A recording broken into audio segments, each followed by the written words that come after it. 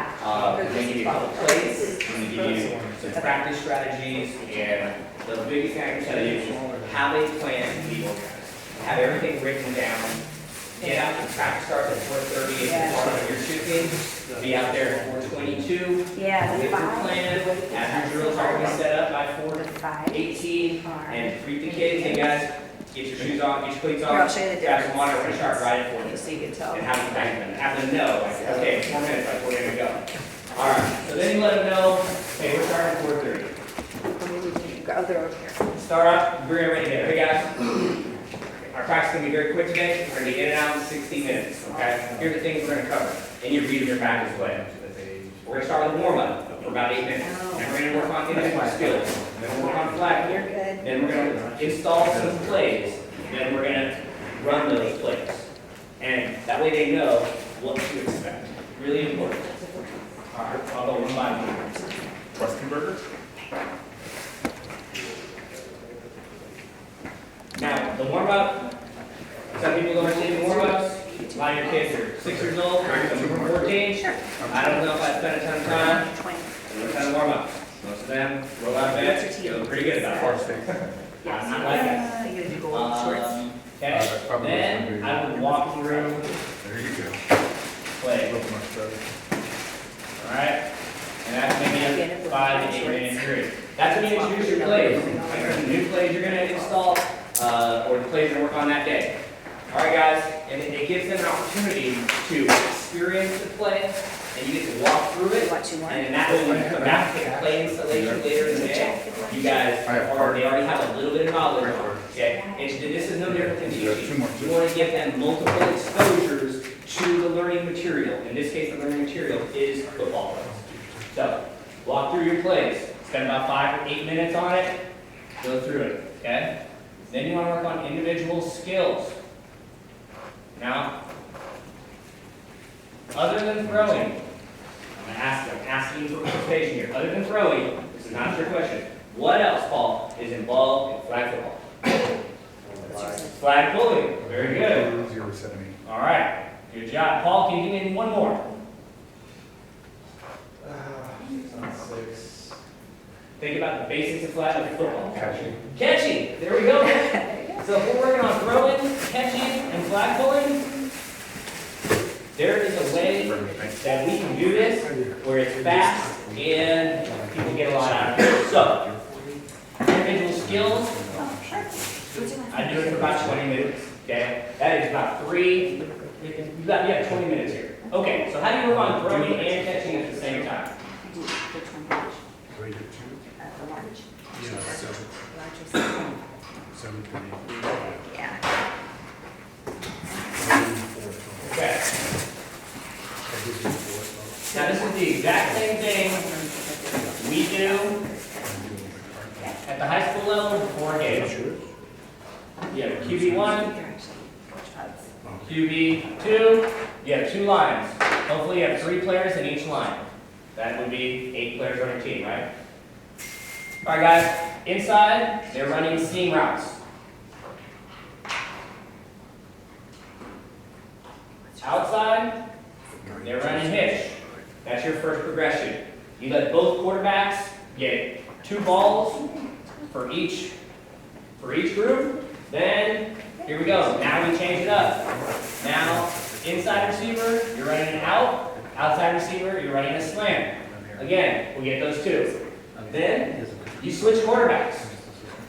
And again, this is not a ton of repetitions. This is to get a bunch of different players an opportunity to throw the football, catch the football. What you're doing here is you're building skill, but you're also evaluating talent. Make no mistake about it. Especially in the beginning, you're going to want to know who can throw, who can catch. At the 1st and 2nd grade level, we're going to get there, but there's not as much throwing. But at this 3rd and 4th, 5th, 6th, 7th, 8th, you're absolutely going to want to start to see who can throw and catch. Okay, so you've gone through. Now we're flipping it back over. Here's our throwing and catching, right? We already knocked both those out, so that can take 14 minutes. No big deal.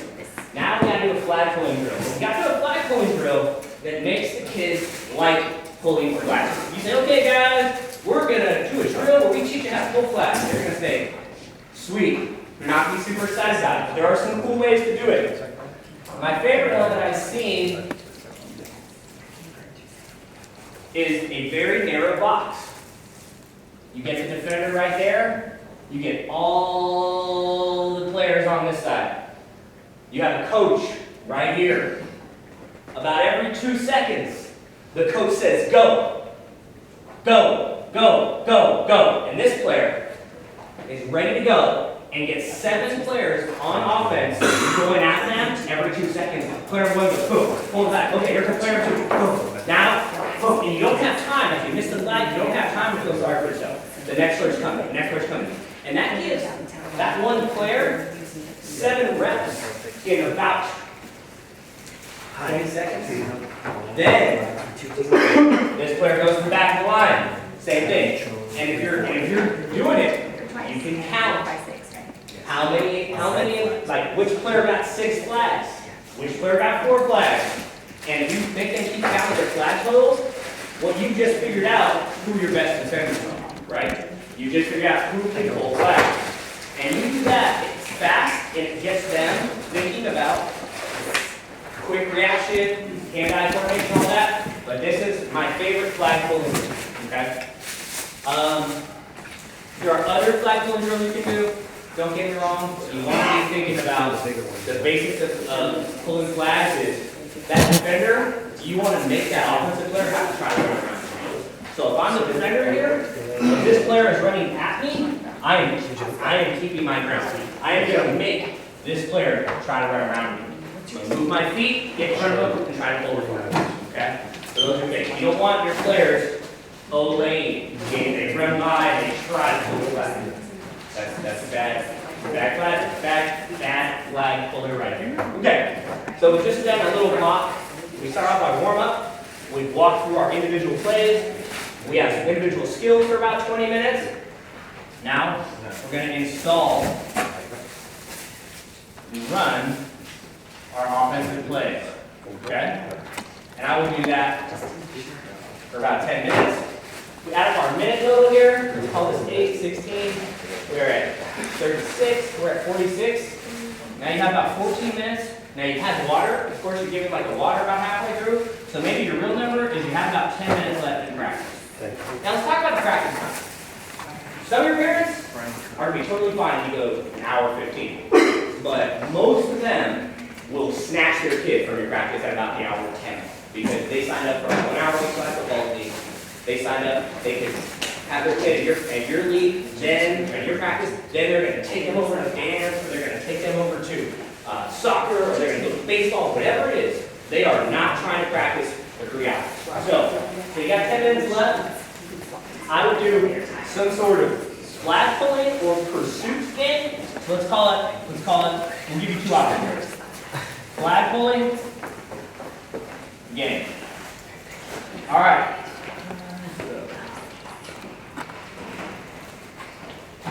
Okay. This is the box. Put all the players in. 2, 3, 4, 5, 6, 7. The 8th player stands out here. You get your timer going. Alan Murphy, good to see you, buddy. You get your timer going. 20 seconds. You tell everybody who's involved. You guys have to chop your feet, you have to hop up and down, you have to do something for 20 seconds. This player, player number 8, has 20 seconds to pull as many flags as he or she can. And nobody can get outside of that box. So you gotta have some cones, right? Good coaches, you're gonna have 15, 20 cones. You're gonna have 2 to 4 footballs. You're gonna have your practice plan written down. You're going to have enthusiasm and organization on what you're doing. If you are not excited, we've all had bad days at work. If you show up and you're like, all right guys, we're going to practice today. Yeah, get your stuff. How am I doing? Whatever, man. They're going to, okay, well, they're going to send something. Enthusiasm comes from this person organizing things. So in this case, if I were the coach in this, I'd be yelling, 10, 9, 8, 7, and I'd be trying to get as excited as possible. And then every once in a while, the coach, I would jump in there too. I don't care if you pull a flag or don't pull a flag. All they want to do is see you be involved, right? They don't really care if you know how to pull flags, they just want to see you be involved. They want to see you have enthusiasm for what you're doing. So this is your, and then everybody rotates, right? Again, you got 20 seconds per person, you have 8 kids, doing the math is done in less than 3 minutes, everybody's getting reps pulling flags, and what else are you doing? Evaluating. You're always evaluating. You're always saying, man, who can pull flags? Plus, in that drill, you're not out until both your flags are out, but both your flags are off. So everybody gets basically 2 tries. So everybody gets an opportunity to avoid getting their flags twice. Run around. Yeah, run around, juke them. Oh, they run around. Yeah, they run around, they juke, they try not to get their flag pulled. Yeah, it's tag. Flag football, flag tag. It's all about flag tag. All right. What are kids, when they show up to our clinic a week from Saturday, and they're going to work on throwing and catching stuff, what are they really all they're thinking about? The whole time, before they show up, what are they going to ask you about? And when they leave, what are they going to want to do? What are they going to want to do? Raise your hand. Yes, sir. Scrimmage. That's right. They're going to want to scrimmage.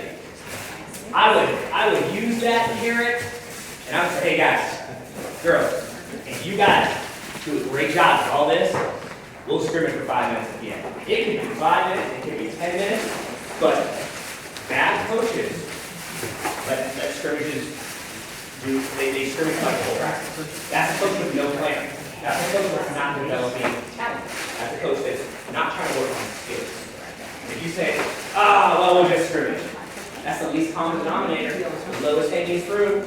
You're letting those kids get away with it, and you're not helping them get better at their skills. You don't even need to necessarily know how to throw a football, but you need to give them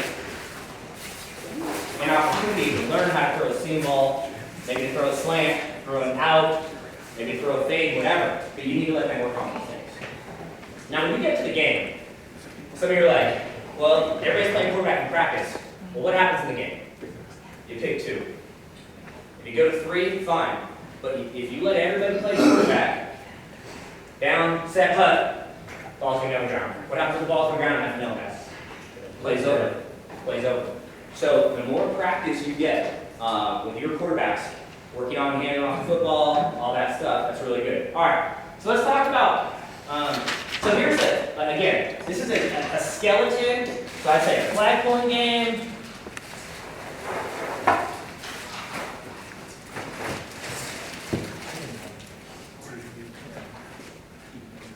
A scrimmage, maybe, or like box drill. All right. So box drill. Box drill again can be competitive, but also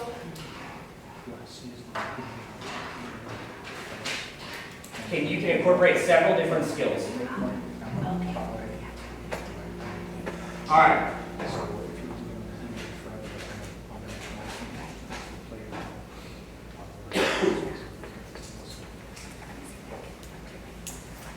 Okay, and then defender. All right, so right now, this looks like a square and some letters. It's gonna evolve. Okay, this is defender number 1. This is defender number 2. This is the snapper, okay, or the center, whatever you want to call it. This is the QB. This is the running back. Coach is over here, blows the whistle, ball gets snapped. Running back goes here or there. Once the running back gets in the box, defender 1 may attack and try to get the flag. When the defender 1, okay, so let's play this out. The running back gets by. Now, we got another defender, and here is the end zone, right? This defender has to keep him from getting in the end zone. So in one drill, you have 1, 2, 3, 4, 5 kids involved in the drill. Anytime you can get 5 kids involved in the drill, it's a good drill. Snapping, quarterbacks receiving the football, working on handing off. We're working on juking the player out. We're working on flag pulling. You can keep score with this. You can also, instead of just direct handoffs, you can do toss plays, where now the quarterback gets the ball, tosses the football, or you get the ball and they sprint and hand off, like you're running like a sprint, zone play. There's all sorts of fun things you can do with that. But at the end of the day, you want to try to get a lot of different skills involved and a lot of different kids involved. Right here again, we're working on snapping, and you can be under center on this. You don't have to be in the shotgun. And you can have 2 running backs involved. You can crisscross. And now you have 6 kids involved. There's a lot of things you do there. Again, in this drill, if your flag is pulled, you're not out. You get to keep going. Both flags have to get pulled for you, or for you not to, for the defense to win. Does that make sense? Okay, I saw a question over there. Coach. Oh, on the other side of the board, I couldn't read one of the line items. Oh, That's all, I sorry. take shots at my penmanship. Real cool, man. The second to the bottom, install, what does it say? Install/run plays. So up here, coach, after we got the kids there, we warmed them up, we walked through some plays. We said, hey guys, here are the plays we're gonna do, okay? Here's what we're working on today. Now, you could flip this too, guys. Don't feel like any of this is set in stone. You can start off your day with installation of plays, right?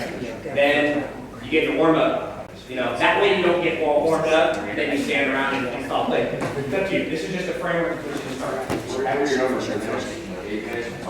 Yeah, warm up's about 8. I mean, if you warm up for 8 minutes, man, these are the warmest 9-year-olds I've ever seen. You know, walk through plays, 5 to 8 minutes. Individual skills, these are 3 different skills, right? And you notice how I did that box drill at the end? You can throw this box drill in here if you want, you know, and make your individual skills 25 minutes. You can do whatever you want to do. But, Coach, were you doing this since the beginning? What's your name, Coach? Me? Yes, sir. Brian. Brian what? Kerr. Brian Kerr. First and second grade, Brian Kerr? Yes. Brian Kerr. The key to coaching MacNeal is be organized. In practice at 4:30, have your drill set up by 4:30. Have everything written down. Over the practice plan before you start practice. 4:28, hurry it up, guys. Here's our practice plan for today. We're going to do this, and this. And at the end, you guys do a great job. We scrimmage a little bit. We'll play a little 4-on-4. And we'll let you guys call plays. In that time, when you let them scrimmage, what are you doing? Evaluating. You're constantly evaluating. You're constantly seeing. All right, give them their druthers. What the kids know who's good. The kids know. They know before you do. And they know. They get out there, they pick their little teams. You say, hey guys, you can only play for 7 minutes. Those kids can organize their teams in 30 seconds, and they're going to be ready to go. And once they figure out, once like they start to figure out like who's good, who's not. Somebody's being quarterback, somebody's playing, and you're going to see who's getting the football, who's doing things, and you get another opportunity for you to evaluate. Right. And it gives them reps, and it's a good carrot bait for those guys. More questions about our framework practice plan, or anything else? Coach. Defensive First assignment. name, last name? Adam Chong, My guy. 2 teams. Yeah. And I'm not trying to pick on other kids, but you're going to have your fast, really good flag puller. Now, how many seasons of FNL have they coached you? 4. 4 seasons of FNL. Okay, so this comes with some experience. Okay, I'm listening. So I've always, you're always going to have your kind of your bigger, slower kids, and I'm always confused. Where should I put it? I'm right here, dude. Where should I put you? Up front, safety, not the monster, right? Outside, inside, your best flag puller. Should it be safety, the last man, as a defensive guy? Good question. Those are the I think a lot of times as coaches we focus on what people can't do rather than what they can. So what is that big player good at? Maybe that big player is really dependable, and if you tell that player, hey, here's your deal. You're going to play on the right side, and any ball that comes outside, the ball, you have to force it inside. Period. You think about what the player can do, not what the player can't. So would you play that player at free safety? If you felt like that player was dependable, maybe he's a big slow kid, but he's dependable, he can ball, and you know that if I tell this player nothing gets behind you, then that player will be dependent. Then you use that skill. So think about what they can do, not what they can't do so much. Question, another question? Nothing. No questions? Yeah, hey, what's up? Handling the parents, there's a lot of requests related to Coach AYSO, but you're kind of pointing in the right direction and you're getting. So this is a situation where some parents may feel that their kids should be playing various positions and whatnot. If they're asking and kid is not skilled to do that, what do you recommend? I mean, give him a chance, give him Yeah, it's good. They're not gonna get hurt, I mean, it's non-contact. So Mac Brown used to coach for the Texas Longhorns, he was a really good college football coach. He had this thing with parents of college recruits. Now these players were scholarship players, recruits. They showed up to Texas and they thought they deserved to play. Ever since they were 2, parents had told them they're great, they're wonderful, they actually are pretty good. He would say, why don't we just watch some film together, mom and dad? Let's watch practice film of your player play, and I'll show you why he or she's not doing well. So what I'm getting at is, you get into a game situation, maybe you're up, maybe you're down. Let that little thing work out. Let the parents see. This is why he or she is not playing quarterback. You know?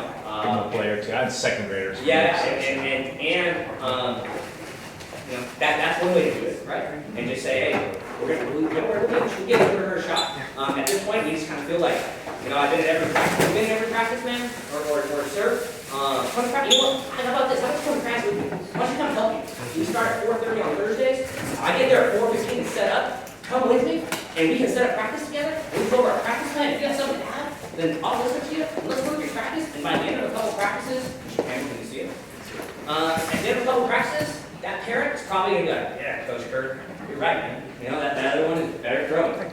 You know, so get them involved, give them an opportunity to see their player be successful or not. Either way, it's all good. Other questions on fun stuff? Parents, yeah, Adam. Plays, Let's go over some plays. offensive plays. So what I've always, we've always developed our plays at the beginning of the season, but as the weeks go on, sometimes some games you win, some you lose. Do you make adjustments week to week, introducing new plays, deleting plays, but then you're confusing the kids? Or do you just be consistent and stick with it, and then some weeks are going to work against some teams and they're not against them? I'm asking the tough questions. All right.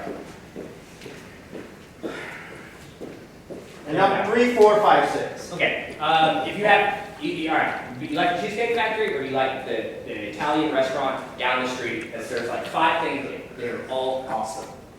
Your Cheesecake Factory, it's tough. It's tough to call plays because you have too many plays. You can do the grilled salmon, you can do the salads, you can do the soups, you can do the sandwiches, you can do the Mexican, you can do the Asian stuff. Like, it's a lot.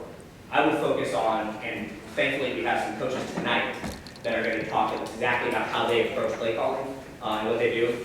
I would focus on doing things well, rather than having a ton of plays. If you're asking me like gun to my head, how many plays would I have in at the start of the season, I would say I'd have like 5 or 6 that I could run. By the end of the season, maybe you're getting an 8 or 9. But most of those 4, 5, or 6 plays should come off the same action.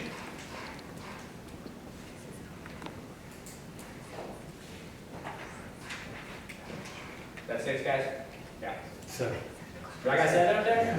Sorry about that. Yeah. All right. When I say off the same action, let's say every play starts like that, okay? And this is the red guy, and this is the blue guy. And we call it red 13. On red 13, this player gets the football. On blue 13, this player gets the football. Either way, before every play, what do they do? Crossing, right?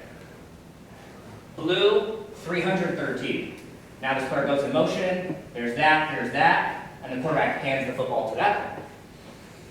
But you want to start with a framework, right? I just did 3 plays right there. In all of your brains, you've already thought, oh, we can do a reverse off that, we can do a pass off that, we can shove it to the center after we fake all the handoffs.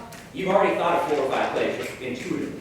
So the key is though to start with a framework and something that you feel like will work for you. In our little sample playbook, we have the Fly Series Suite, or some people call it the Jet Suite Series. Okay? You know what, Coach Mac? I'm gonna have you jump in on this one, man. Coach Mac, you have 7 minutes. Am I going to demo? Yeah. No. I'm gonna have you actually explain it. Coach Mac, the winningest coach in FNL history, as you guys know. He also, has players at Stanford and San Diego State. He's coached the Under Armour All-American game, and won the league title recently, and all that, stuff. And you've been a teacher for 20 years, but your biggest accomplishment, other than marrying a beautiful wife, is is your flag sweep-off of the series for kindergarten, first and second grade basketball. Coach, I'm gonna turn the floor over to you. You have 6 minutes, and we're bringing up Matt Williams. Okay. Yep. I think fly sweeps are real easy to execute and pretty efficient, right? So, you know, who knows what it is? Who has no idea what it is? Raise your hand, you have no idea. It's totally fine. Okay, yeah. So I'll draw it first. When I coach flag, we called this formation. How many guys were there? 6, or 5? Yeah, we called this 21. Okay. So the reason why it's 21, 2 to 1. Okay. So we would say rip fly. What's your name, sir? Jay. Rip fly Jay. So that tells him he's going to go in motion here, and Jay's getting the ball. Snaps it here, and then we either hand it off or it's a pitch, either way. Okay? When the ball snapped, I'm telling these guys to clear. Clear, clear. Just get out of there. And then he's getting the ball, and we're going, that's how we started off. That's rip fly. Okay, formation. What's the formation? Can we remember? 21. Why is it called 21? 2 on the right, 1 on the left. Okay? If we wanted to call it, if we want to flip the formation, what would we call it? 12. All right? And coach had to play in the huddle, rip, fly, J, right? Rip, fly, J. Everybody knows who's getting the football. Everybody knows that this motion is called rip, fly. That's the name of the motion. Rip means you don't have to worry about rip, fly. All right? If it was 12, it'd be Liz, fly. So we put 2 players over here, and this slot receiver now comes over here, Liz, fly. And we tag it by giving the name of the player, rip, fly, J. So then what comes off that, so it can go either way. So we have, so this looks like rip fly, and then if we were in 12, Liz fly. So it's just coming from the other way. Rip fly, Liz fly. What was your first counter off that, or after you run that a couple times? Yeah, so we gotta master this first. We gotta take the snap, and we gotta make sure this comes across. Because I heard Coach Pup say, like, you lose by dropping the football. That's how you lose. What are your 2 rules in coaching flag football? What do you tell To them? win, No. both flags. No, okay, to win. To win, you got both flags, Pull don't flags, drop the ball. pull flags and don't drop the ball. If all you do That's is focus on teaching your kids to pull flags and not dropping the football, you're going to win. Coach who's taking pictures over there, I love it.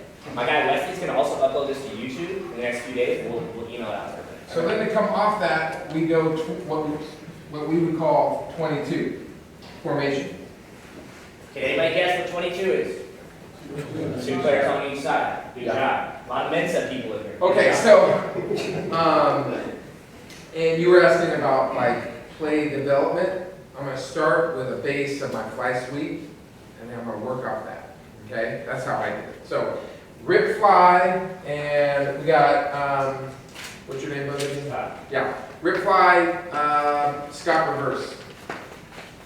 And we went no huddle too, so it'd be like 21, 21, boom, down the ball, 21. Rip fly, J reverse. So that means whoever this is going to rip fly, and then he's going to give it to Jay on the reverse. What's your name, Coach? Some people might call that frosted flakes. You know, you do whatever you want. Yeah. How do you get the kids to know where they're lining up on something? I mean, when you talk about huddle, you call it formation, but you're not saying, here's the formation, 21 formation. Jay, you're left, you're the 2, you're the, how do they know? Yeah, so I taught everyone to go to able to play it.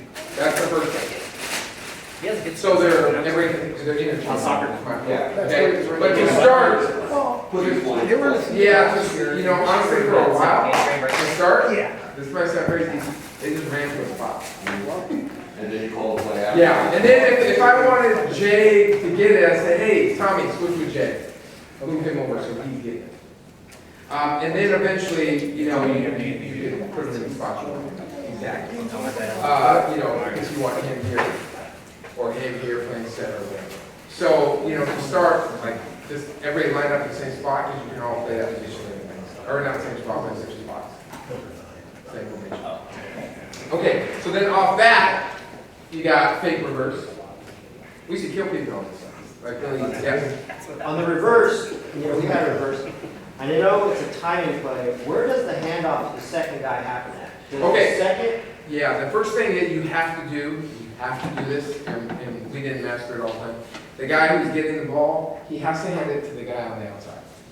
Draw that Like up, little Coach. kids, they're gonna, "Ah!" Yes. that You would know, happen. so we established that rule, Smack that into each you other. know, and we still run into each other, that's gonna happen. So, you know, he's coming, and it's always on the outside. And then I'm gonna teach, and if you heard the first night, fundamentals. So, I'm gonna teach ball security, the 4 points of pressure, to start our practice.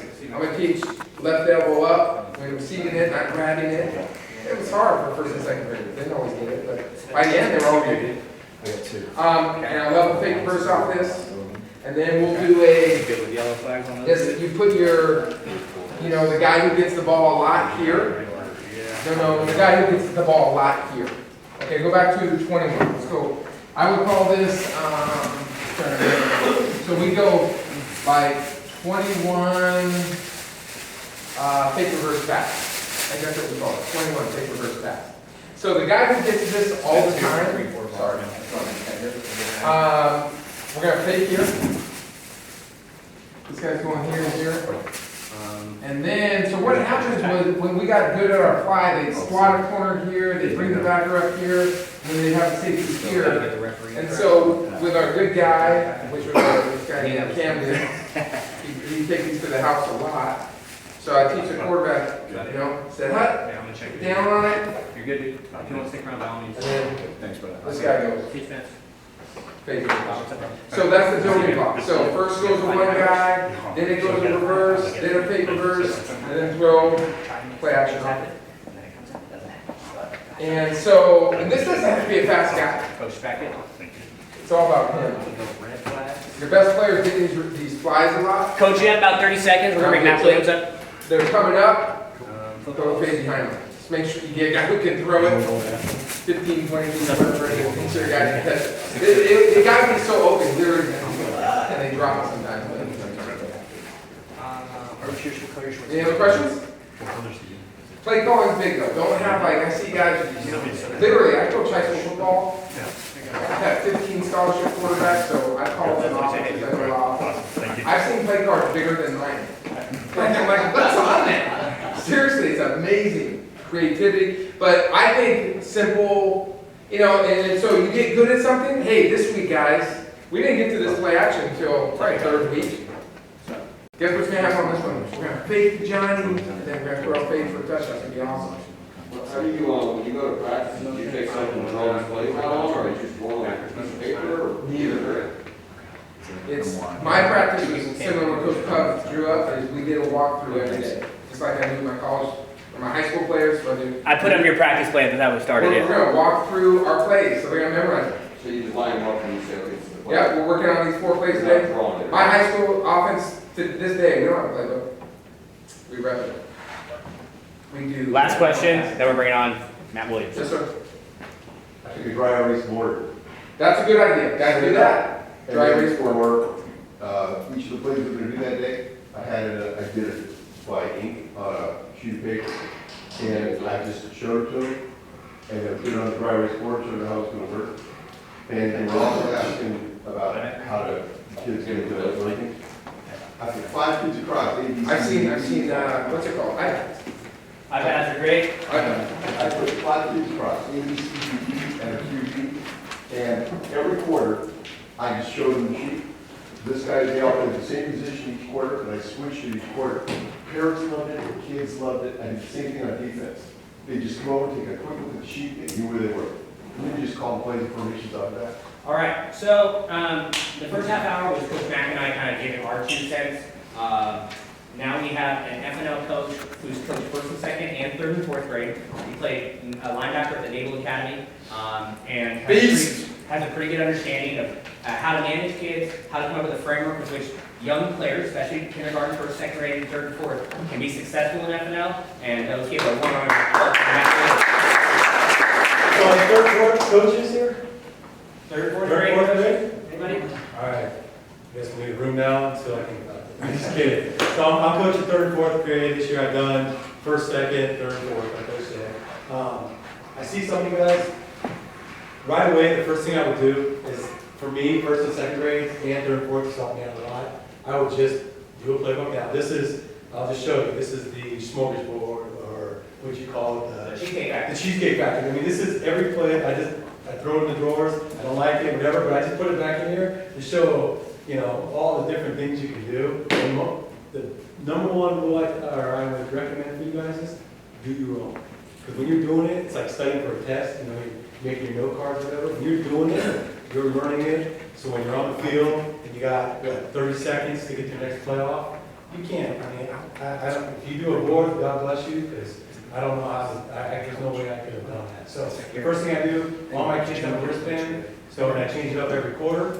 So here might just a simple dive right? So every kid, I notice his wristband color, he stays that way the whole quarter, right? My quarterback's blue, my running back's red, slot back is purple, right out's green and yellow, and my center's yellow. So with that being said, so when they come up to the play, when they come up to the huddle, I'm ready because I'm watching usually the play before, and I do something simple, usually in the very beginning, and I see what the defense is going to give me. If they're moving, I run a motion, they're moving over their defense over, I'm going to run, motion next play, I'm going to, counter back around with the play back to that side. So I'm constantly looking at what the defense is going to give me. But I can tell you, your kids, when they run back to the huddle, if you're in here, and like a lot of times, I'll even pull this play up, I'm like, listen, hit the dive this time, and hit cruise deep. Cruise is orange, hit cruise deep, because I can see, or on the hook, he's wide open from the play before, because this guy just bit hard on the dive. So if I'm just running up to the play, or in the huddle, and he's doing this, I can right off my easy dive right, my next play is dive left, however it is, I could put it back and forth. So the kids know the color. So the color scheme, that's probably, if you guys aren't doing it already, I think that's probably the easiest way for kids to get it right away off the bat. And then you can, again, run the plays off of that. And a lot of the plays that I have, I've seen what we developed over, I've had the same team for four different seasons. A couple seasons we won the championship, we're pretty deep. So, if you have another coach, put them on defense. So if you're the offensive coach and your guy playing the call, it helps. You could, take a second, think about what's working, what's not working. So have another parent or someone run the defense. The defensive schemes are usually pretty easy. Yeah, I didn't talk, Coach Mack and I didn't talk at all about defense. How do you line up defensively? So here's, I'll say, here's the center on the other side. So usually there's two options for me. The way I do it is if a team is pass happy, right? As you get older, now I'm starting to experience, the fourth graders are starting to throw the ball a lot. We're starting to throw the ball a lot more. So you got to maybe have two deep safeties versus having just one and crowding the line of scrimmage on a run happy. So for instance, I would do something like this. I would go, my two corners, if they're, especially if they're running wide outs, if they're running like trips to one side, I would scoot, this guy would scoot in, there's no reason to cover, it's just space, so you would scoot in. But, on this would be like that would be like a basic defense. So, they have two safeties, one of these guys is going, or maybe I have both these guys, this is the 7-yard line.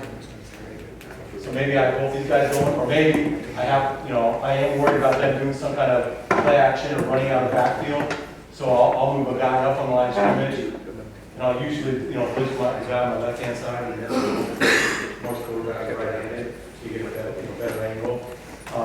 Sometimes you see coaches come back here, have two deep safeties that are really athletic kids, because they Yeah, come just ball like that. forward. So the pressure on the backfield is one ball you're going to get right anyway. But they throw it up, and these guys are just reading the quarterback. So you can do that too. And then versus, if it's the opposite way, you have a really athletic free safety, two corners, and then you have a guy on the nose, and then what's that, 1, 2, 3, 4, and then you have a Rager, and then a spot. Just watching for that in the middle. Rager goes, this guy just tags in the middle. So I do this, if they're doing Wildcat, they're talking about Wildcat or a, what's the word I'm looking for? Beat option. They're doing some kind of thing like that in the backfield where, they hand the ball right away and that guy can either run or throw the ball now, is you crowd the line of scrimmage, And that ends up taking that away because now you've gotten back from right away. So defense, those are usually the set. So this one almost looks like messes all up for you. It's like two triangles. So this is like something like that would be like pass heavy if you're playing as a pass heavy team. And then this one I would just have one free safety deep. You can back these guys up the corner up a little bit at the 7-yard line too. So especially if they throw a ball underneath, you can let them go the ball underneath. Practices, I heard Coach talk about, practices, practice rules. I always try to incorporate. Matt, I got a question Yeah. for you. So, defense, Yeah. so those are like two zones. Yep.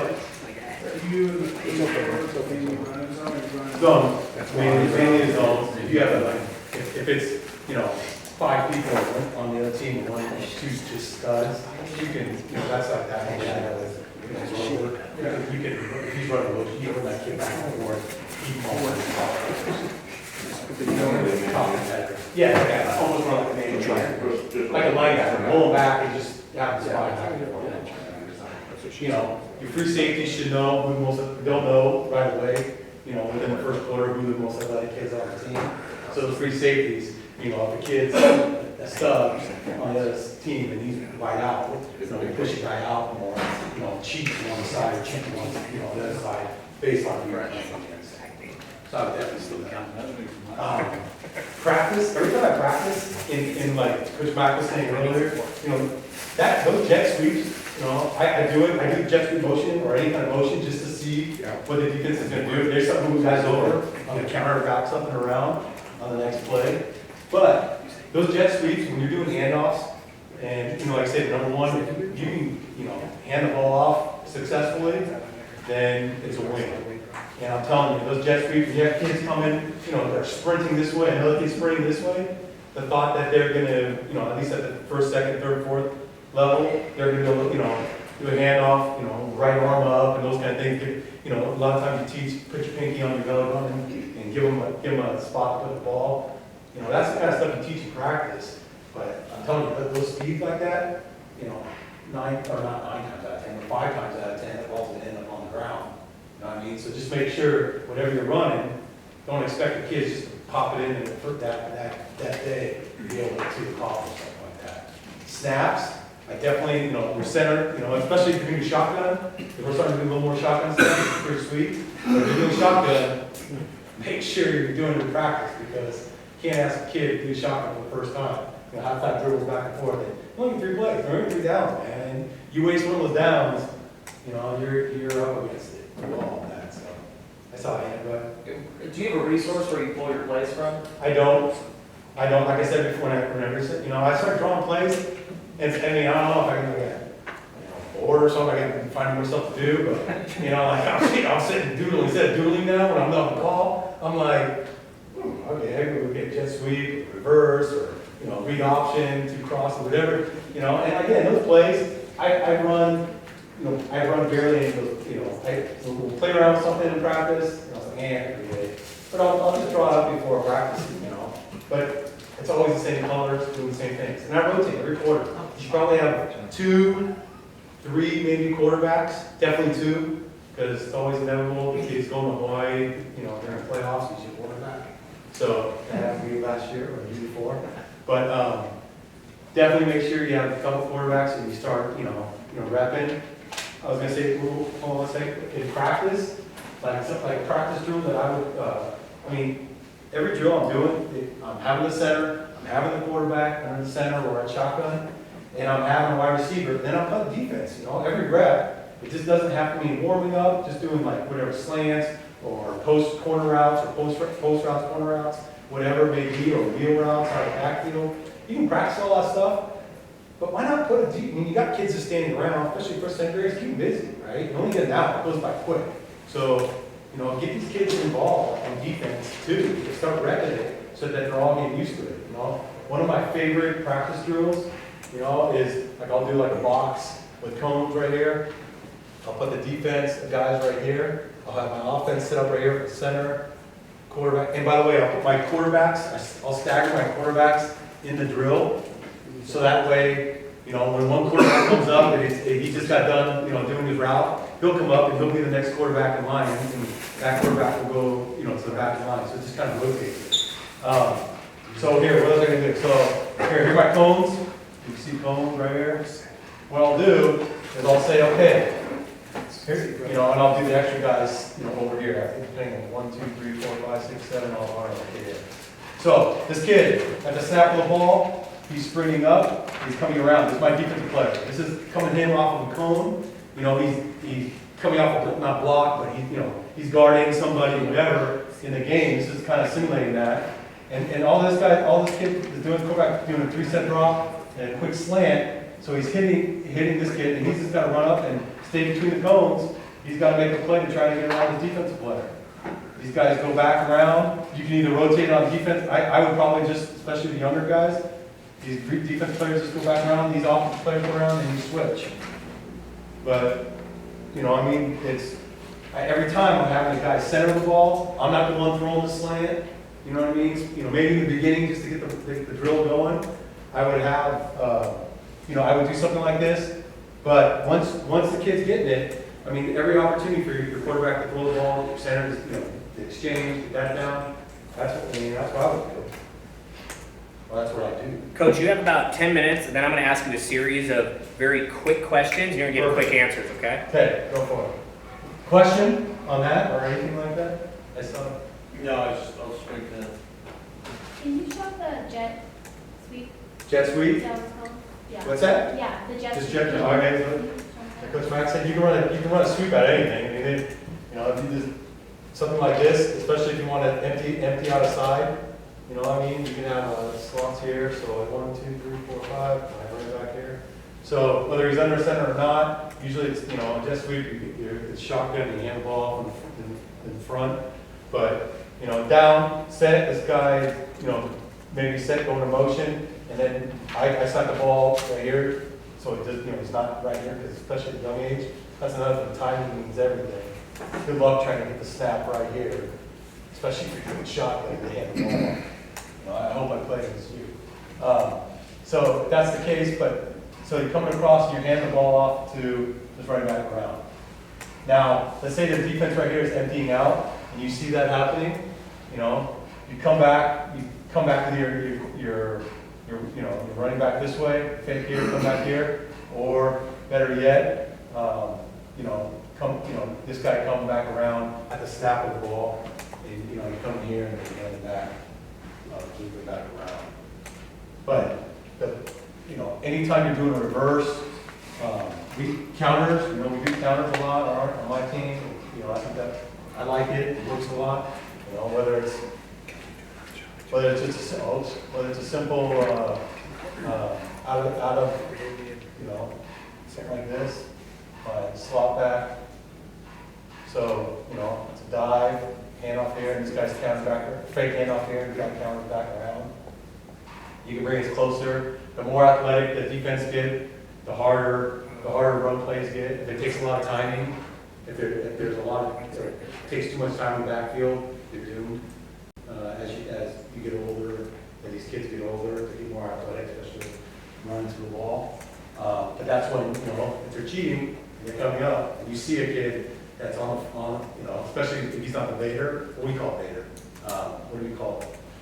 What do you call this guys? Monster. Monster, yeah, so we came up with something different. Don't use Vader. No. If, you know, if for us, if it's not a, that, you know, for us, the monster back, if, you know, if these guys are cheating, you can, and that's why, as a coach, I'm very rarely looking at, you know, what these guys, what the players do with the ball. I'm looking at what the defense is doing, so that way I can see what I'm going to do next play. And that way, you know, I'm going through here, and I'm looking through the glove, or I know exactly. That's another thing, by doing your own plays, you know what the plays are, you know what's going to work and it's not going to work. On pass plays, I mean, here, I did put them up, okay? On pass plays, we'll definitely have some short yardage package going. So, you know, we need a touchdown, you know, and it's inevitable that, you know, you're looking for some kind of short yardage play, make sure you have a quick, pass in, pass play that you can put in there.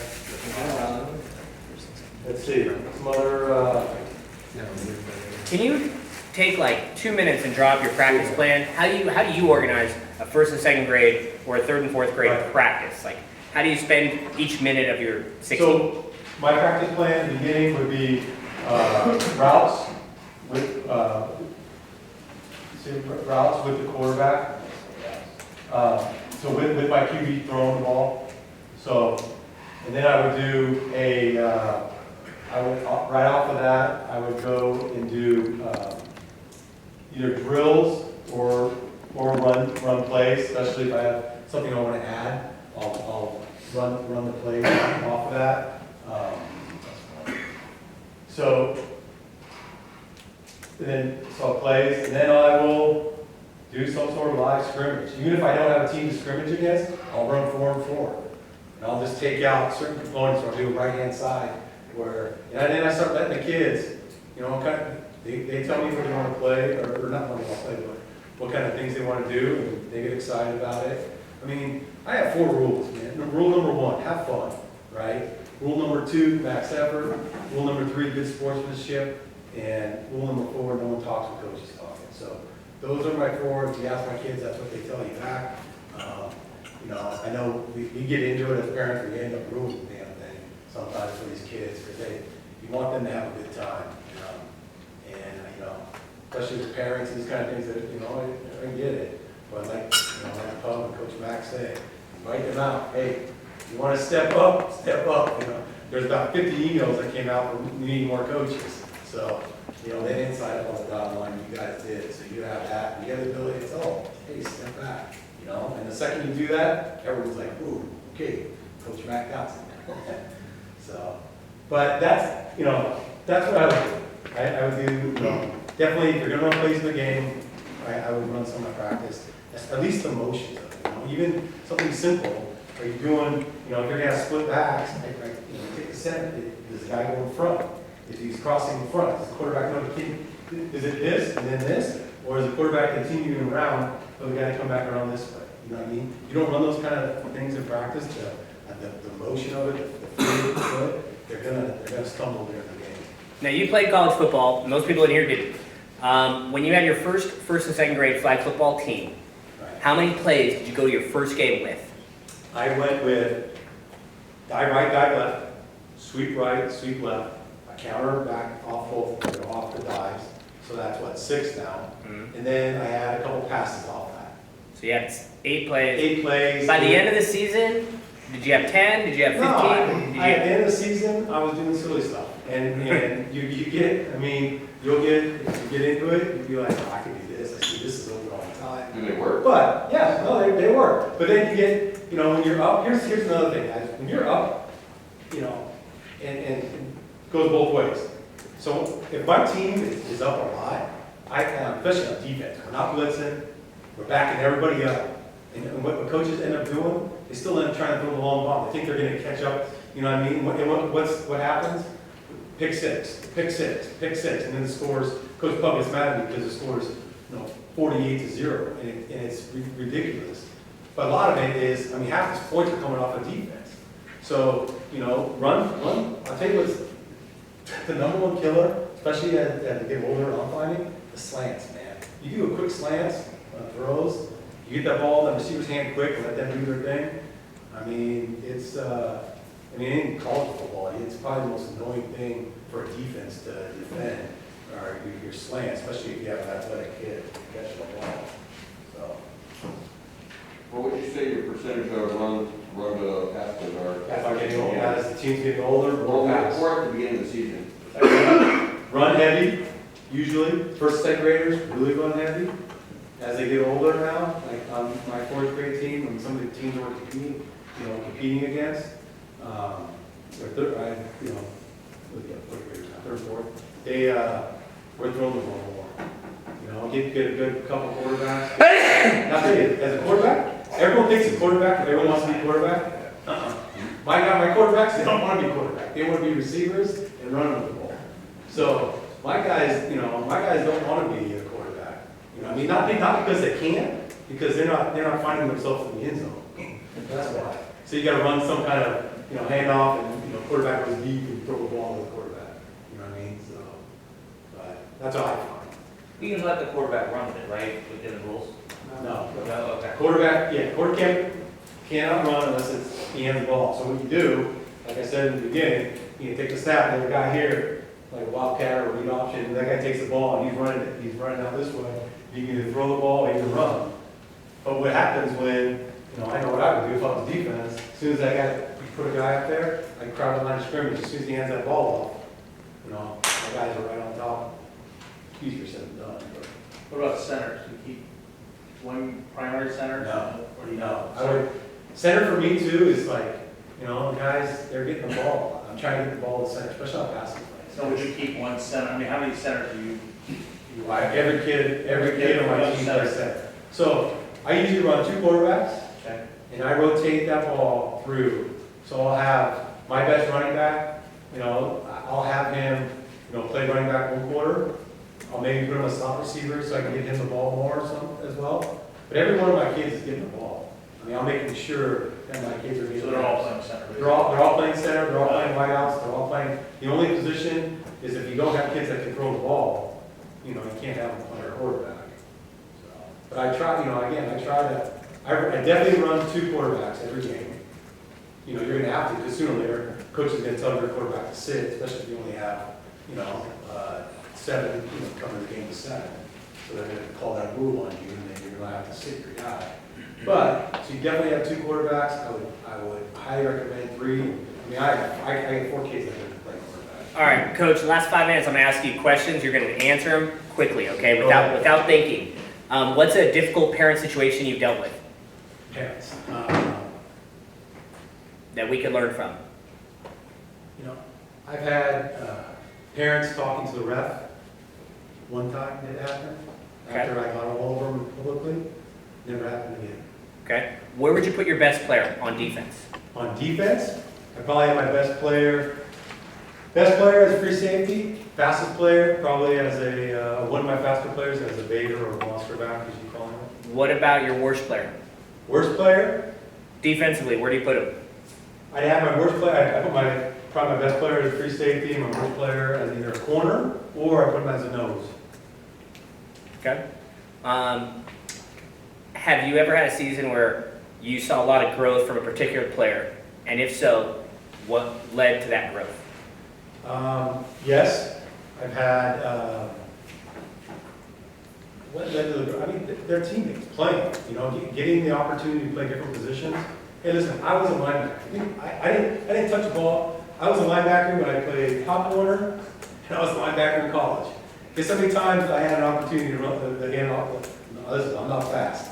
That's great. But I never had a chance. I played a little bit of time in high school, but I never had a chance to touch the ball. A lot of these kids get pigeonholed in a position at 7th and 8th grade, and that's the position just because they're, they look like a DN, so guess what? You're a DN. And so a lot of these kids get in that position at this age. They don't get to, run different positions. Next thing you know, they're playing at a high school level. Coach Mack probably knows this. Oh, I know you guys know this. That. And started DN in 7th and 8th grade. You ended up a DN in senior in high school. So that's just the way it was. Give me a chance. What happened when a call didn't go your way or the referee screwed up? How did you handle it with the league? How did you handle it with your parents? Because over 4 seasons, it's probably happened, right? You've had a bad call go your way. You know what's happened. I'm just asking No, a I question. ask the question. So yes, it's gonna. And I guarantee these kids are young. The refs are young. They're gonna make mistakes. You could go up to the ref. You can let them know. And again, they don't want the pressure off them, right? So you can let them know. Hey, this guy's holding. Watch it for the next play. You can give them a heads up. Be polite about it. I've seen other coaches go aggro, and just totally lose their cool. And it's not right. And you got to step in. And they have officials around. If it's really bad, you can have your assistant coach, someone go up and say, hey, so and so, this ref needs a little help, and they'll get someone over to help them out. But don't let your parents, get all over it. Because what happens? Guess who's looking? All the kids on the field, and they don't lose. half the time they don't know anything going on, they just want to have a good time. Then you got your parents acting like jackasses, and, you know, assistant or other coaches and stuff acting like jackasses, and it just ruins it for them. You know what I mean? Best part of your F&L experience as a coach, or what's been the best part of your F&L experience? You know, there's a lot of things I like about FNL. I'll tell you, I like the fact that we're the same team. I love that. But that also means we're going to be the young guys. You know, we're going to be a young crew for a while, the next couple of years. So it's impactful. But I'll tell you, I love coaching. I love seeing the kids, having a good time. It's amazing. Again, when you put something up and they listen in the huddle, especially when you're calling like the audible in the huddle right there, like, hey, this guy, you just ran that dive, and so-and-so, that corner bit hard. Next time, pull up and just do a quick, little out post or post or out, and you're wide open. And when they connect and they do that, and you see them, on their, it's a lot of fun. So I love doing this. I don't, it's not like they get a twist of my arm and coach again. I enjoy doing it. All right, hey, Matt, I'm gonna ask you to step outside. If anybody wants to talk to Matt one-on-one or one-on-three, whoever else is out there and wants to focus on 1st and 2nd grade or 3rd and 4th grade, you guys can do that. Matt will stay outside for like 5 minutes, Matt, if that's cool with you. Yeah, I'm good. All right, and then we're gonna have another coach come on up. Everybody get up for Matt.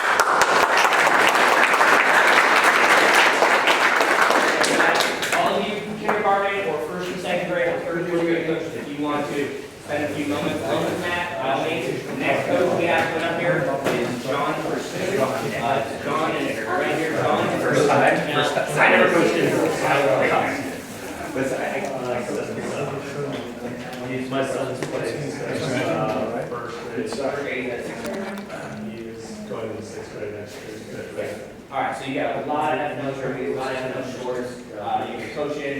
Obviously, you saw Matt. Matt, you started when they were really little, and now you're in the 5th and 6th grade. What's the biggest difference between 1st, 2nd, 3rd, 4th, and then getting in the 5th and 6th grade and 7th, 8th grade? So 1st, 2nd is it's primarily just run plays, and I'll speak to a little bit of like 1st, 2nd, 3rd, 4th, and if you're interested in any of that stuff. But first, 2nd is all run plays, a little bit of short passes, but that's it. 3rd, 4th, you start getting into you really start identifying which kids' strengths are, who's your going to be your go-to guy, or speed guy, QB, all that kind of stuff. You start passing more. And 5th, 6th is primarily pass, and then the kids really, they're the ones that do it. I can't get a field, so I can't really. So talk about how you changed from coach when you were on the field in 1st, 2nd, 3rd, 4th to now being off of this. How do you call that? So the system that we have is the wristband system. So we have, and we keep it really simple. Our kids have played for a long time before that I am, but we keep it really simple. It's just a number system, and then that number corresponds to a play on the wristband. It's actually just drawn out like miniature. And then off of that, we even simplify it more as we just run a very base formation. So our base formation is just a center, a QB, a shotgun formation, 2 receivers here and 2 receivers here, out here. So then it's really simple. So when we can call plays quickly.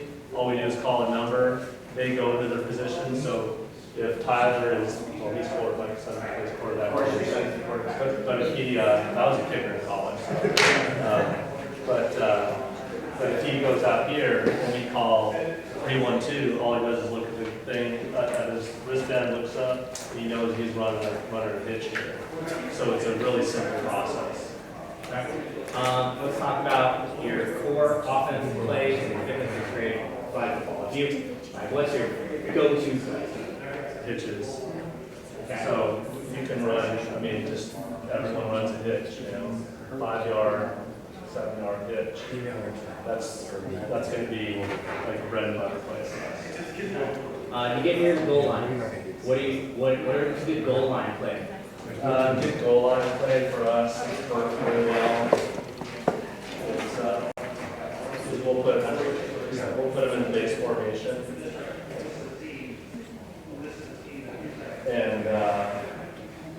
it'll be in the base formation, so we'll have a whole defense spread out with this goal line here. But they'll get that position, and then I'll say whiz. So we let the kids name the plays, so we asked them what they want to name this play. Maybe they said whiz. Like Wiz, sounds like Wizard. Yeah.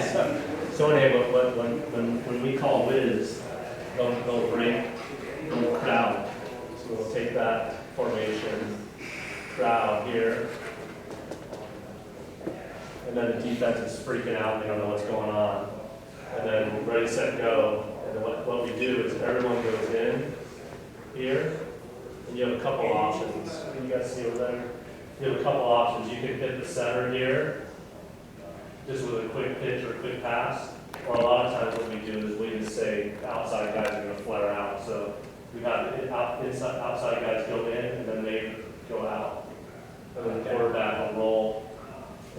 So the first option is try to like, they turn around, post up, and try to throw the football. If the post up's not open, you know you have guys running out, and now your quarterback, if the rusher comes this way, the quarterback rolls that way, you have a chance. Yeah, exactly. Okay, I like that, that's pretty good, pretty good. Let's talk about your defensive alignment. How do you stop people from scoring in 5th and 6th grade defensively? Do you play man, do you play zone? What do you do? We play zone. Okay. So we played man, we played zone, and zone works better for us. Man defense just gets too confusing, and when you have kids trying to call out numbers and all that kind of stuff, just you end up missing someone and someone's open and gets scored on. So we just run a basic like 3 linebackers that are roughly say 5 yards off the ball, depending on what's going on with the team playing. If the team's throwing a lot of short passes, want to be up closer. If they're throwing longer stuff, want to back a little bit more. We have those 3 guys, then we have our monster here, and then we have 2 kind of safety guys. Okay, so that looks like 1 rusher, Right. 3 up front linebacker types, Yeah. and then you have 2 safeties back there. Yeah. Where are you putting your best player? Best players are, depending on the situation, but our best players are usually going to be outside covering as corners or linebackers, or a deep guy. All right, where are you trying to hide a player? You have to hide a player who's not great at flat pulling or maybe doesn't run incredibly well. Where are you trying to hide that player? I'm either going to put, most of the time, if I have someone that's really struggling, I'll put him in monster. Okay, why do you put him in monster? To get him involved, because at monster, every kid you're going to have on your team is going to be able to put up some sort of effort. And if they can get to the backfield in 3 seconds, and put their arms up and put pressure on, it's going to, they might not pull the flag, but he's going to, have an impact on the game. All right. Have you ever been in a game coaching and the ref made a terrible call? And how'd you handle it with the league? What happened with the team, your players? Give me that anecdote. Yeah, I mean, I've had a bunch of weird things happen, but I had one happen my last season coaching 3rd and 4th in the playoffs where the ref let the clock stop when there was no timeouts and there's the whole thing. And anyway, they ended up scoring and we lost the game in the last second. So What'd you tell your team after the game? just told them, the ref made the call. It is what it is, and unfortunately, we had the opportunity to win the game in the last second. We didn't follow through at the end, but we can't blame it on the ref. I did send an email to the league just to let them know, just spelled out the whole situation to them. Did you insult us in your email at all? No. Good, no doubt. Was it sent that night or did you wait 24 hours? I waited. You waited 24 hours. Better move right there. Yeah. So the thing with the referees is I just go into every game expecting that it's going to be a little bit of a rocky road. They're going to miss a lot of calls and they're going to kind of be all over the place. But I always try to just keep the ref on my side. So I, come up to him before the game, shake his hand, try to shoot the breeze with him a little bit. And 9 times out of 10, it kind of helps with the game. You don't have the referee, making weird calls. Not saying I'm influencing the ref, but it's just a more enjoyable experience. All right, let's go to some football questions here. What has been, or if you could have talked to yourself 5 years ago when you started coaching MacNeal versus now what you know in terms of taking over a team, what would you tell me to coach? I would say just keep it as simple as possible. I mean, to start the season, I mean, I've just had, you know, just a really simple formation, and just have set, like, just the routes you run, don't get too complicated, too tricky. Because at this age, at 5th, 6th grade age, you're gonna have a lot of athletes and kids that can smell out the trick stuff. So you just really want to get positive yards on every play. So it's not about going deep every play and misdirection or all this kind of stuff. It's just simple, you know, just moving the ball down the field. Last question for me, then we'll let other people ask. What are your team rules? What are your rules for your players? I mean, our kids I have a bunch of soccer players that play at a pretty high level of soccer, so they're really disciplined, but the rules are really, there's no talking when the coaches are talking, so they've got to listen.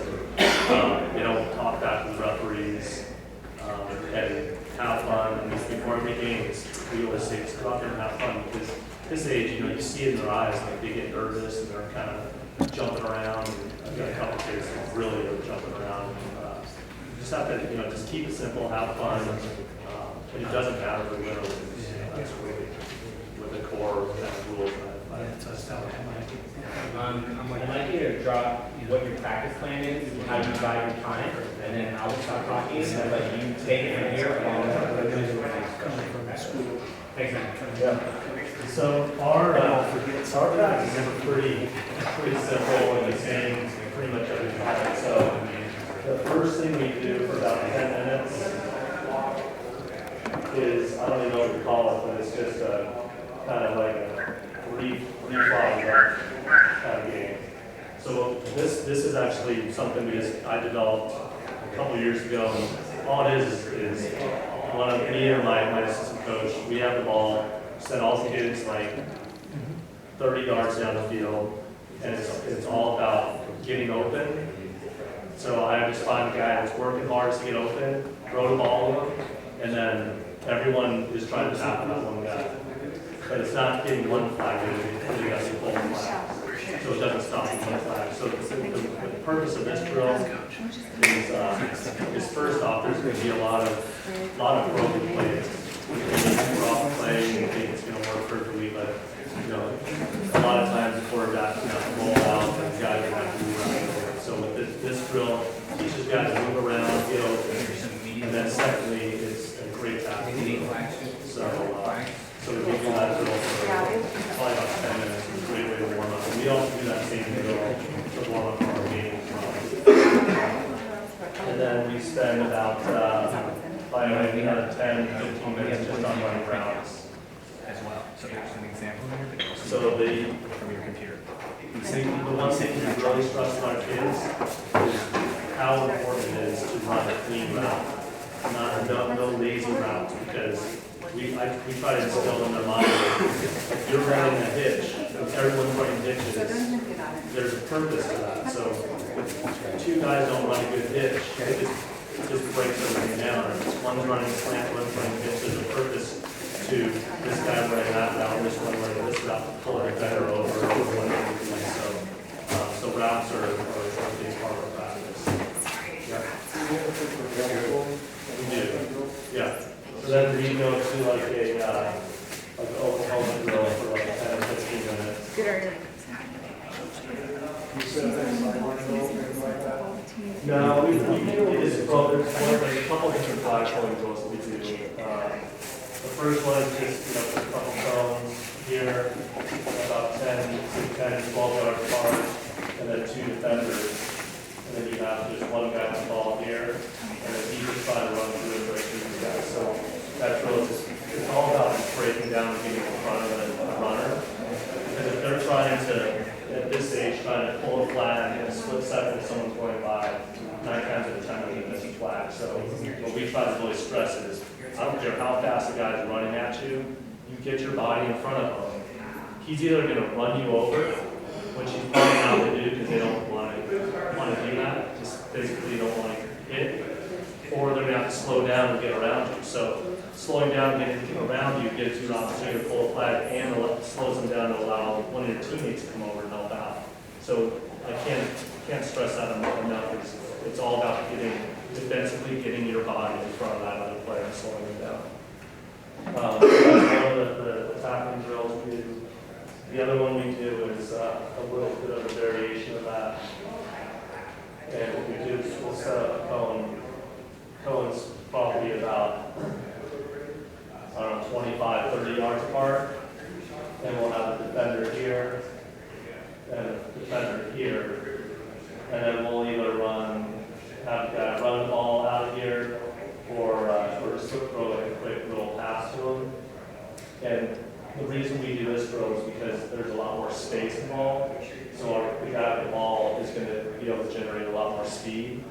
So it's really, this drill right here is really for these guys to work on someone that's on a breakaway and you're trying to stop that guy from scoring a touchdown. And then we'll do another little flag pulling drill. We spend a lot of time on flag pulling because it's how you're going to win these games. But we'll do another little variation of the Oklahoma drill where we'll literally just have cones like from here to here and one guy. And all we're doing is just having someone just run really passively through and just pulling flags. So the guy's not going full speed. It's just really a fundamental drill to get them to be able to pull a flag quickly. Question. Yeah. On the fundamentals of flag throwing, do you teach the kids to go for their waist and square them up, or for the end part of the flag? Technically, how do you tell them to pull? I mean, ideally, we have kids when we're doing our drill at the beginning where we're throwing the ball, and I have some kids that can square up, and what they're trying to do is they get right in front and they'll go for two, and they'll pull two flags at once. But you also want to work on, because it's going to happen in games where someone's going to get around the corner, and you're going to have to be running after him and reach out and grab it. So you want to work on both of those kind of techniques. No, just one. But when we do that drill, the warm-up drill, we have to do two, because it just extends the drill for yeah. Your warm-up drill, you're saying you like to send them out and say like three flies up, and then you look for one kid that looks like he's going to go with the correct thing. Yeah, Everybody else. yeah, so they're all moving around. Like, we'll all be out there and they're all moving around, like trying to get open, and I'll throw the ball to the guy who It doesn't matter. Yeah. The rest of them now. And the funny thing too is, once the ball's in the air, everyone else is playing defense, so we get guys that come across and make receptions and pat the ball down, so it serves like multiple purposes. And then, so to go back to my practice, I almost spent probably about 20 minutes just running the plays. Just one after another. Repetition of speed, and then probably like the last 10 minutes, we'll do like a skeleton drill. So I'll just break off the couple defenders here, a couple receivers, and center, QB, and then just work on just beating down the defense and trying to, a lot of times we'll just say, just do whatever, just run whatever route, just make it as hard as possible, because I'm just trying to get our defenders to play tight defense. And then the last thing, like the last 5 minutes, we'll just do some sprints. Probably like 40, 50-yard sprints, and the key to this one, I mean, it's the lowest running form, but it's all about the ball. So I'll be on this side, my coach will be 50 yards down, and it's all on, because we don't want to have offsides plays, because it just it'll kill your drive. So we teach them, don't move until the ball, so we do all sorts of trickery. We'll go ready, because our cadence is ready, set, go, and we'll be ready, set, go. We'll like put a little delay in between, or we'll just do, just move the ball. We do all sorts of stuff, because then they'll get to have them when they're lined up, the receiver, they're looking down the line at the center and they're not moving. So that's pretty much how we structure our practices. Question? Do you typically have practices on what day of the week? Yeah, for us, it varies. This year, we're doing Wednesdays, but then last season, it was really tough for us, so we just did our practices on Friday before the games, which actually worked out pretty well. So it's really kind of a What's the rules of motion? Anybody allowed to motion or just one? one guy. One guy. Yeah, we've only put one guy in motion.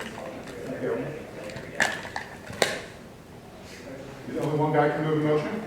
Yeah.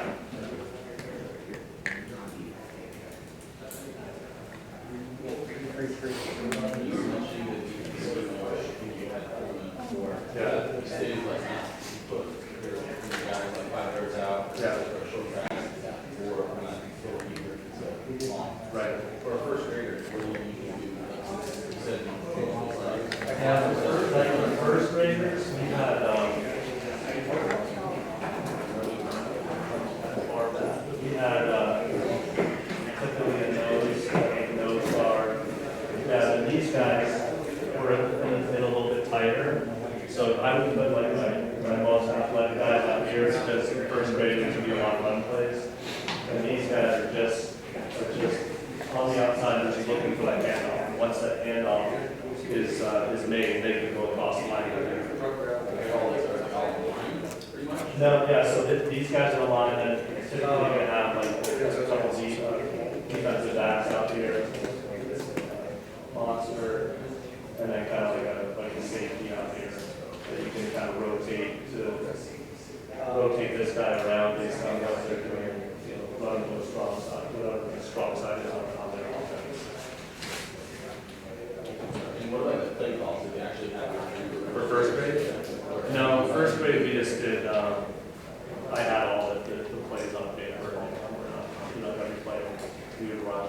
We would sometimes do, I would script the plays at the younger age where we would do like a little bit of a hurry up offense, so I would bring them in and say, okay, we're gonna run this play here, but the very next play afterwards, we're going right to line, I'm gonna run this play.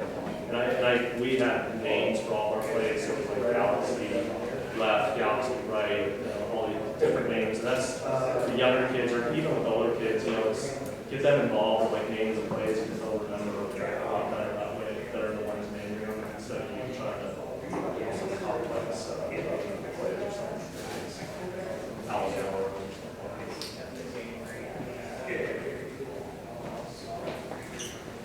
Thanks a lot. Good luck. How's your team looking for next year? Yeah. What was that skeleton drill? The skeleton, or what is it?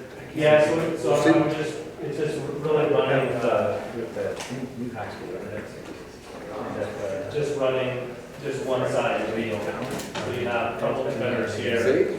Yeah, say tree. And this, I'm just running stuff based on our base. One there. Whatever you decide. So you have a couple of defenders, a couple of receivers, you've got a center. It's a different kind of help. And it's just running, having these guys run routes. But after every play, I'll have these guys come in. Are they I'll tell them just what getting route a to run. client? They don't Defense have is going to run. They don't have true. So, it's just not just restorations. Chris Ross, picking up flags. I had a question for you. It sounds like you had experience moving teams from one to another. So I had some experience last year. You were pretty good at third and fourth grade level, and then we became the new kids on the block, 56. And we were okay, but we were our monks. Right. How are you keeping those kids? I mean, keeping it fun, and what the competitive is. How do you keep them engaged and caring? Yeah, I mean, it's really just, for us, it was mainly just, reminding them that, hey, you guys have been on the other side of this before. And, you're just gonna get better by getting beat. It's gonna motivate you. We're gonna be, for us, the case was, usually at the beginning of the season, we were taking our lumps, and then we kind of figured out the catch up, and it would be pretty easy. So, think if that's me, just remind you guys, hey, it's one season, you have to, so next season will be. Well, we'll definitely learn. Yeah, I thought it was true. But it's great when you go out there and you, compete.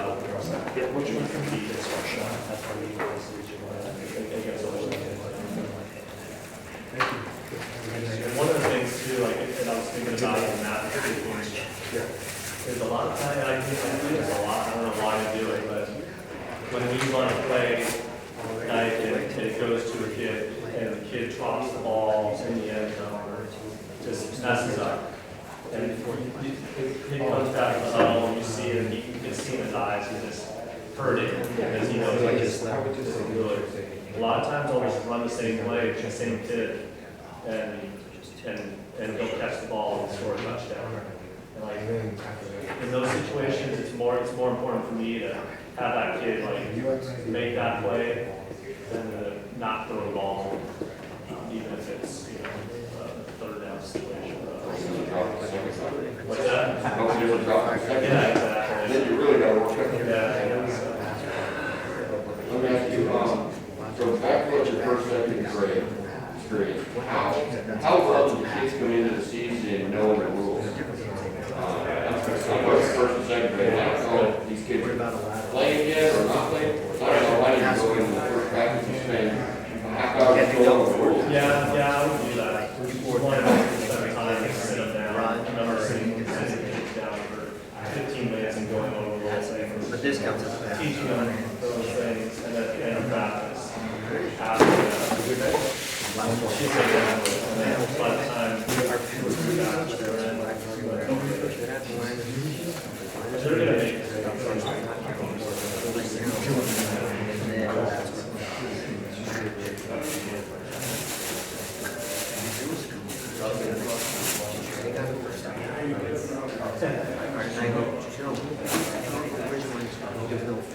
And the thing with, how many are like first, second, third, fourth coaches? Yeah, so the thing with, the first, second, and third, fourth, that really helped us with a lot of misdirection stuff. So, couple of things we did.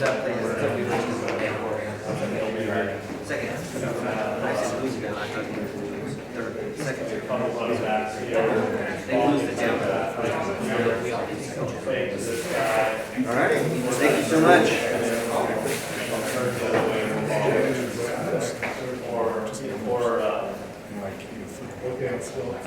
Or you can do it for like an eye formation.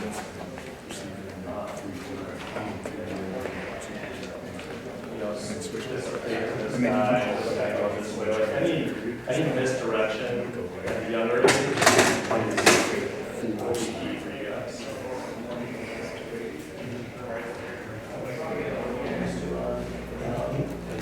Another formation is you usually run.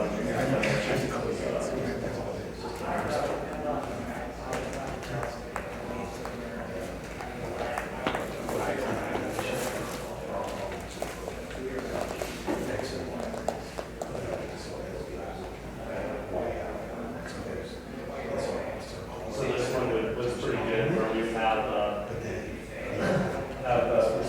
receiver here, center, quarterback, and then a running back, and then kind of like a slot back right here.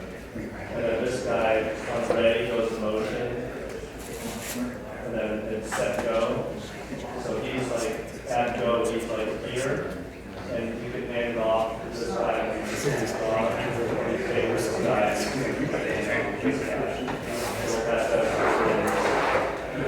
They think this guy has the ball, and defense is going this way, and this guy sticks out. So that's another good misdirection play.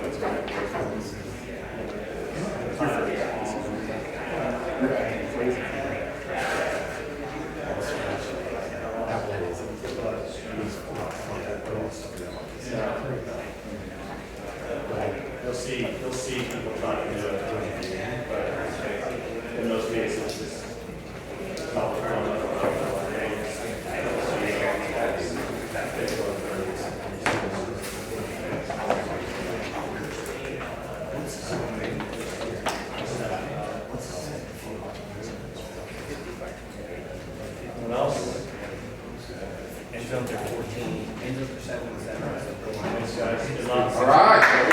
You guys are welcome to stick around. You can ask any questions individually. Have a great night, otherwise, we're gonna listen to YouTube, and if you miss anything, we got out of it tonight, that's the biggest thing. And if you have questions, as always, call us, email us,